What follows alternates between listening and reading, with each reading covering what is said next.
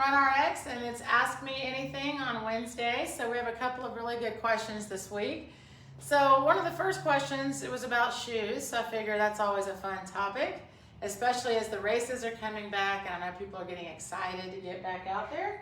And so I never have I actually brought this out for grunts, so I'm gonna put that there for just a second.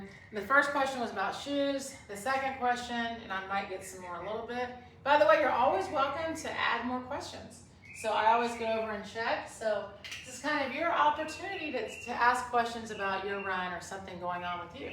So shoes was number one. The second question was hips. Somebody said more about hip stability. So it kind of goes in with the shoe, by the way. She was saying, sometimes I get a pain on the outside of my hip, and sometimes I don't. Is that a hip strength or stability issue?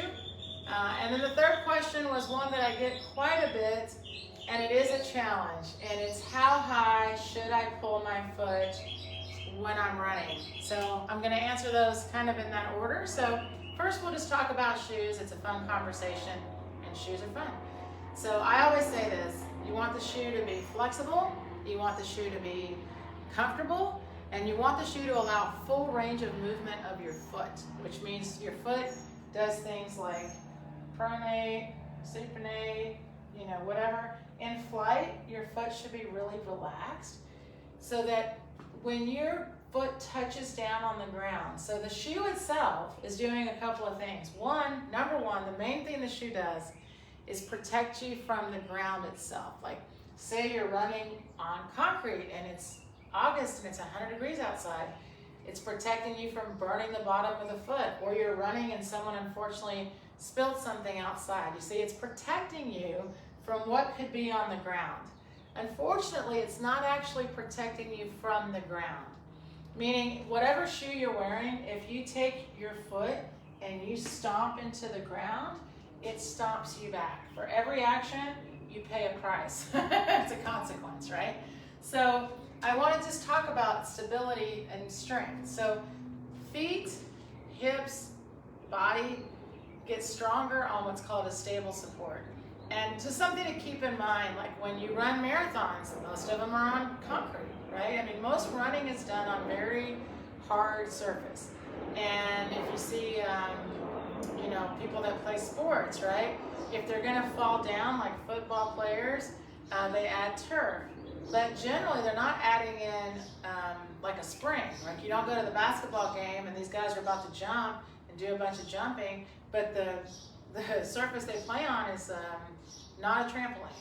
And this is important because your body actually prefers to be like this. So strength happens what's called on a stable support.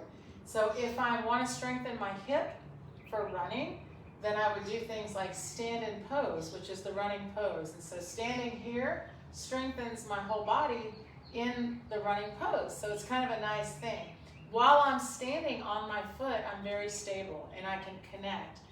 Where's my body weight? My body weight's on the ball of my foot, my knee is bent. I can wiggle my toes. I want to really connect with the foot that's on the ground because that's the only foot I can talk to while I'm running. This foot, I cannot talk to until it's on the ground. And this is really important because right now the hamstring's holding it, but it's completely relaxed.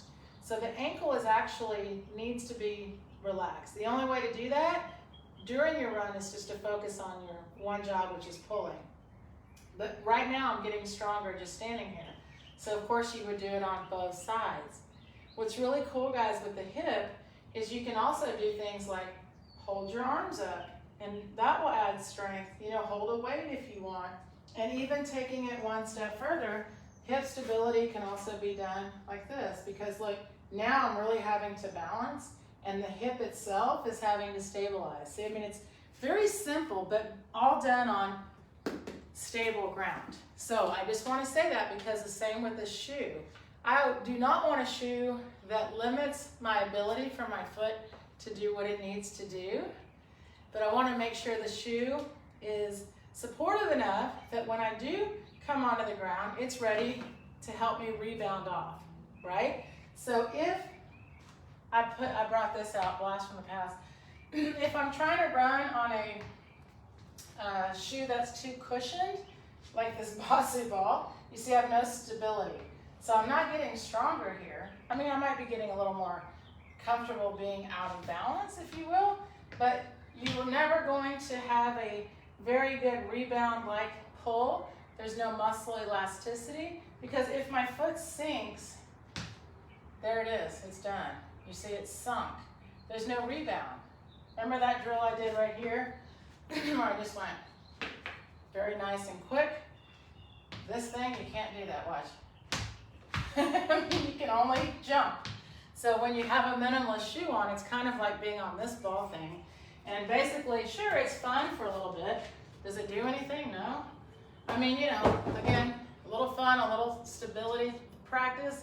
If you want to run on grass or do stuff like that, sure. I mean, it's fun and it'll bring you new proprioception maybe, but as far as getting stronger in your support for your run, you need to stand on your own foot that you're going to run in.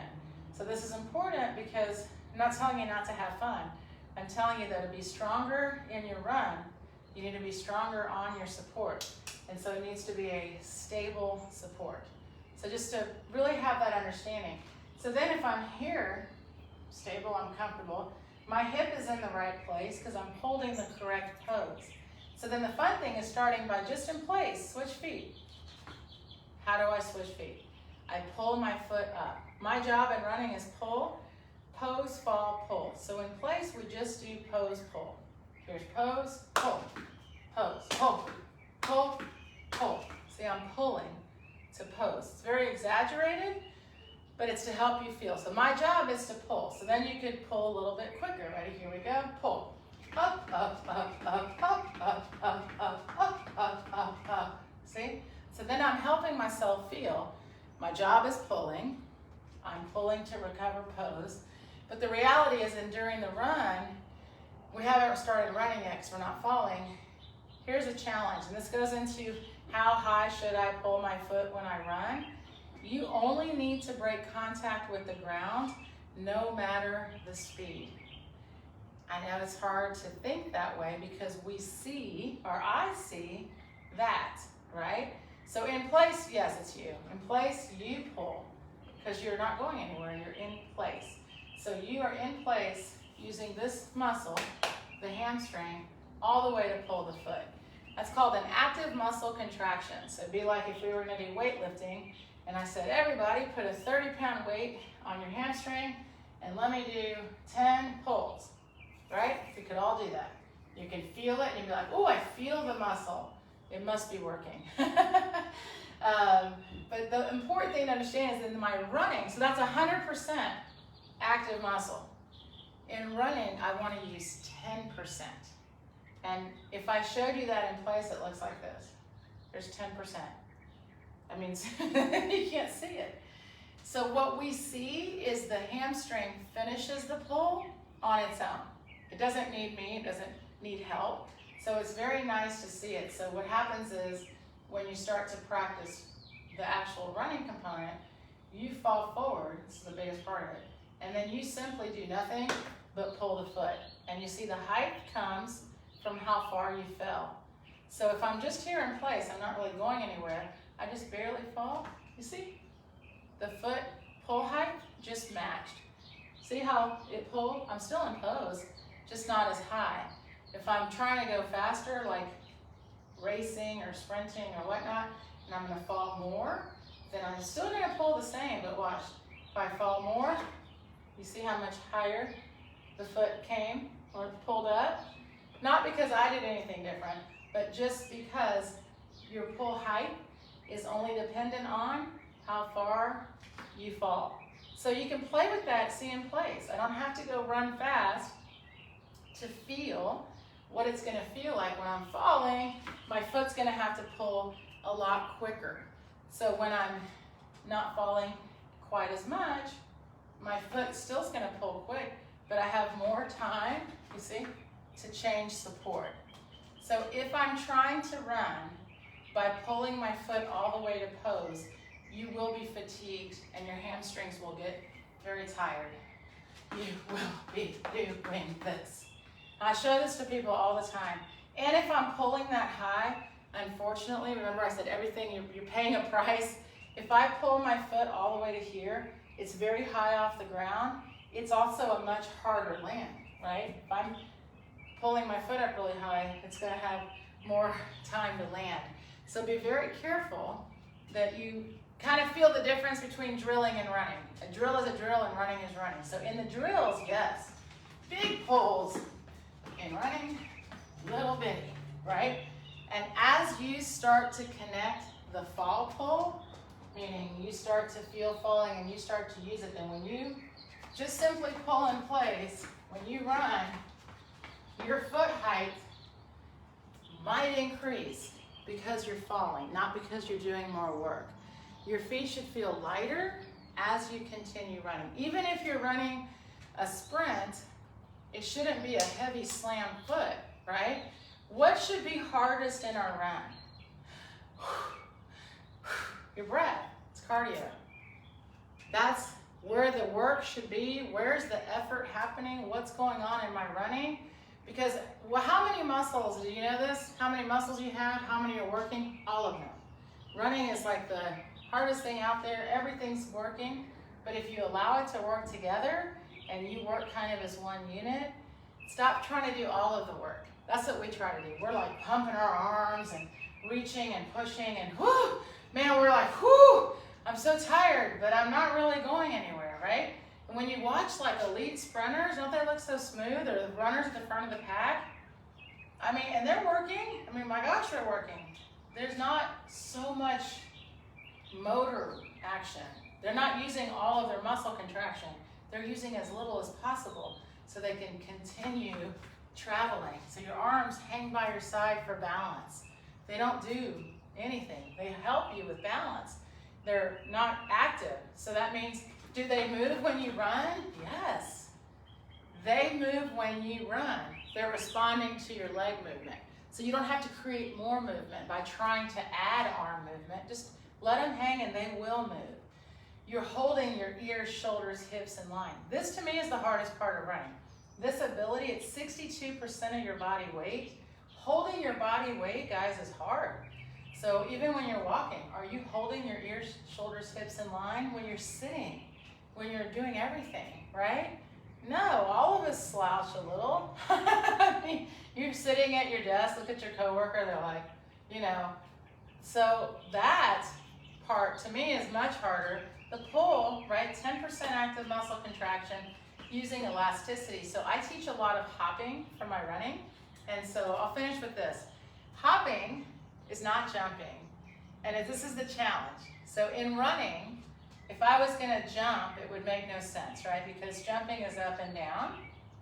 And so when people push, it's the same as jumping. So this is important. Pushing is pushing. And I see this all the time. People are taught to push. So I know it's out there and it feels really strong and powerful. Like I'm pushing, right? And I used to push, so I know. But the bummer is when you do that, pushing puts stress on the hamstring, on the back of the knee, the calf, all of it. And look at this, I did this on purpose earlier. You want the knees to be bent.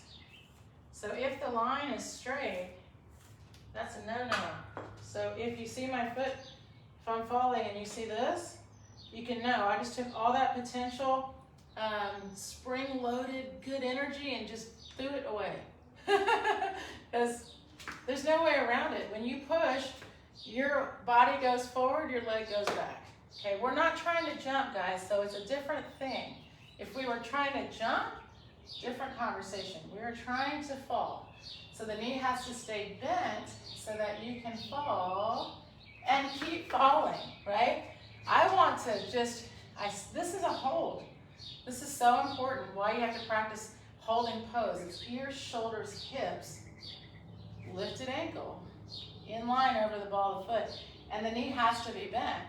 Not because I want to jump up, but because as I fall, I want to pull. And the pull, when you fall, is the same feeling as the hopping, but my body's not going up and down so much.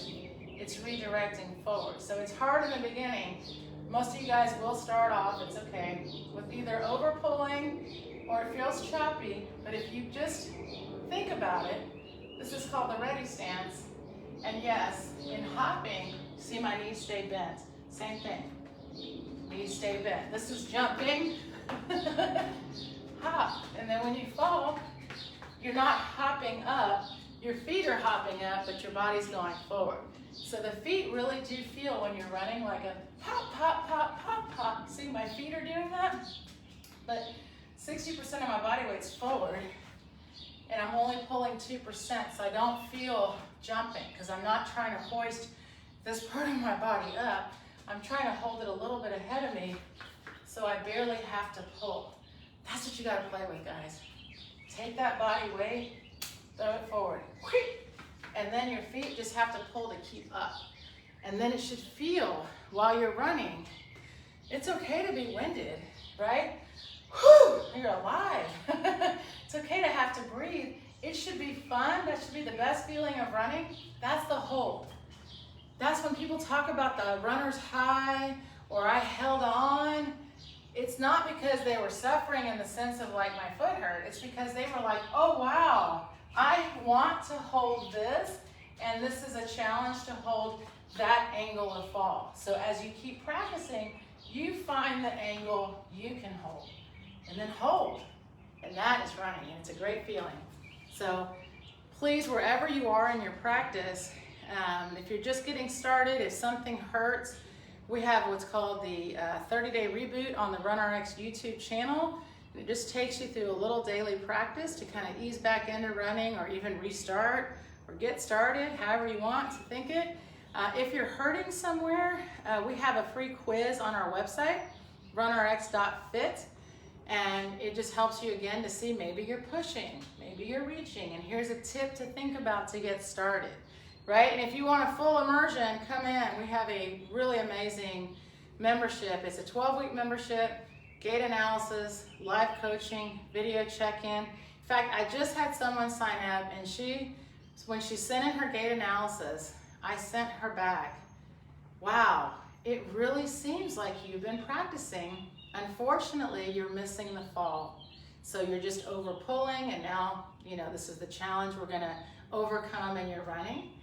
And she sent back, oh, I'm so excited because I've been following your videos, and I do the videos and I feel like I'm pretty good, and that's not really connecting in my run, because the sensation of falling, guys, and feeling and knowing you're doing it correctly, honestly, I used a coach. I still use the same coach today, 18 years later. I'm just lucky that my coach was the guy that invented those, but I'm still studying, right? He's still my coach. I don't send in my gait analysis anymore. But guys, I'm telling you, like, you think you get it when you hear it or you see the videos, but when someone works with you and guides you and coaches you, and it's just helping you get to where you want to be in your run, one, it's much faster because she's been watching the videos for over a year. So she would be, you know, think about that. Some people reach out and they're like, I've been in pain for 6 months. Why wait? Let me see, let me help. You know, that's the fun of getting a coach. And I think with running, I say this all the time, people have no problem hiring a personal trainer or someone to watch them do weightlifting or body weight training or whatnot, and then with running they're like, oh no, I got it. I'm like, really? Because running's really hard to figure out all the, you know, to get. And unfortunately, you know, a lot of times our body doesn't speak back to us until it's hurting, right? And then we're like, oh, I'm gonna just maybe get new shoes or something. So anyway, invest in you. You're definitely worth it. Let me see if I missed a question real quick. Let's see. When you pull the foot, is there vertical oscillation? It's important to have, okay, yes. Okay, this is a great question. When running downhill, what part of the foot should strike first? All right, two really, really good questions I'll finish out with. Okay. One, vertical oscillation. So I know that the new Garmin's, I think, talk about this a lot. You're right, there's no way there's zero. There's no way there's zero, because falling is up and down. Like, no denying that, right? So, right, what goes up must come down. So what we're doing is we're just really having fun with physics. We are falling down. I mean, if I did absolutely nothing right now, you bet, I'm going straight down, right? So I'm very well aware of that. So what's important is this. body starts to fall, right? We take the center of mass, and the center of mass is going forward, by the way. So body's falling down, right, in the pivot point here at the ankle. So I'm falling. I have to find that angle where I'm falling, and then when I pull, I catch and redirect. You see? So I'm falling, and then I catch myself, and it's like a redirect that body weight. I keep redirecting that body weight forward, right? So my foot's what does this part, right? The upper body's hopefully smooth sailing forward, and then the foot should be doing this. So there's going to be a little bit of vertical oscillation, because of course we are running, and there's going to be a time when you're off the ground and then back on, right? So you are going to be off the ground, so there's going to be just that slight. However, the difference is, it's very much more minimal, and even in the fastest running, it doesn't matter. If you keep that redirect forward, so that's what I would be looking for. There's not a number, guys. There's not like, I can give you cadence, I can give you things like that. There's not really a vertical. The less the better. But just to realize, think of yourself on the line this way. So when you do come down the vertical, you hopefully are already falling, see? So, and that's, by the way, much more fun to see in a video, but the way to minimize vertical oscillation is keep the knees bent. Because the second you push, you're going up, right? Even in place, if I practice like this, see? This is a jump versus, you see? Gotta keep those knees bent. You will fall. Easier to fall, pull, and minimize that vertical oscillation. It's really great. That's when it's fun to video yourself. Draw a line and see how much do you do this. Draw it at your eyes versus just going straight. And also draw it at your hips, because that's the real key. The second question was where should my foot touch first when I run downhill? Well, let me tell you where your foot should touch first when you run. See, this is the best part. Running uphill, running downhill, running sideways, running backwards. Doesn't matter, it's running. Isn't that great? Initial contact on ball of foot. Then the rest of the foot. So what happens is you pull this foot, okay? You pull your foot up from the ground. Oh no, I can't support myself well. I pull this foot up. This foot, when it drops, remember it's completely relaxed. Initial contact, ball of foot. Then the rest of the foot, as your body weight is passing over. Then immediately the foot is unweighting. As my hips pass over the foot, it unweights my foot. I pull. You guys have to let go of landing. Know it. Physiologically, I know that the foot can, because think about it. This is not natural. This is certainly not natural. This is not natural. This is not natural. When you're just standing here, how would you put your foot down? Just do it. Not very nicely though, be very nice. If you just set your foot down, you see how it's natural? Ball of foot, rest of the foot. If you put the whole foot down at the same time, you can only do that because you'd be flexing your foot or holding some weird tension. Hold your toes up. Everybody try this. Hold your toes up. And now put the foot down. Still ball of foot. But now do this. Put your foot down. But you can feel that's not right. You just straighten your knee. See what I mean? Let go of landing. It's not important, but that is how the foot does land. The foot does land, but it's not your job. And that's important. If you keep thinking, the gait cycle is pose, fall, pull.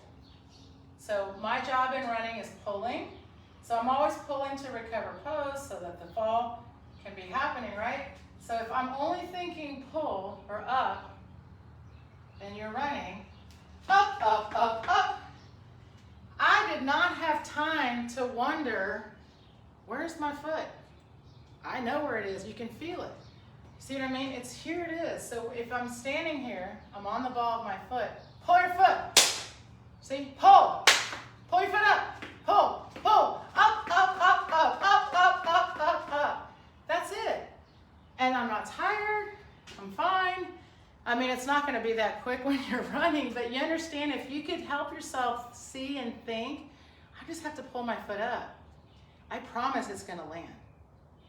We all know that. We don't want to think about it. We don't care. That's gravity's job, not yours. It's the same thing when you're hopping. You feel the up, you start to relax. You can do things in drills to help you feel that way, but think about it.